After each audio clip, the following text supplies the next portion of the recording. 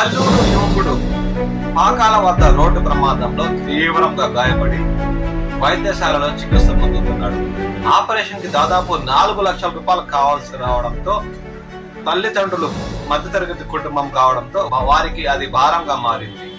అంత డబ్బులు వారు కూడగట్టలేక తీవ్ర మనోవేదనకు గురవుతున్నారు. గతంలో కల్లూరు దాసరిగూడెంలో నివాసం ఉంటూ పెయింటింగ్ పనులు చేసుకుంటున్న జాఫర్ ప్రస్తుతం మండల కేంద్రమైన పాకాల పట్టణంలో నివాసం ఉంటున్నారు. వారి రెండవ కుమారుడు 2 రోజుల క్రితం ద్విచక్ర వాహనంపై వెళ్తూ ప్రమాదానికి గురై తీవ్రంగా గాయపడ్డారు.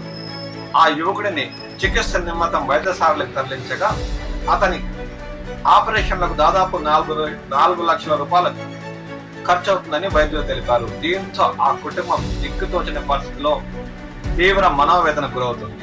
కల్లూరు మరియు చుట్టుపక్కల గ్రామాల్లో ఉండే మన మిత్రులు ఈ స్కానర్, ఇప్పుడు మేము డిస్ప్లే పైన ఇచ్చే స్కానర్ కి కానీ లేదంటే ఆ ఫోన్ వారిచ్చిన ఆ ఫోన్ పే నెంబర్ కానీ మీకు వీలైనంతలో ఎంతనా సరే వారికి ఆర్థిక సహాయం రూపంలో డబ్బులు పంపించి ఆదుకోవాలని మా యూట్యూబ్ ఛానల్ JSD యూట్యూబ్ తరఫున నేను కోరుతున్నాను.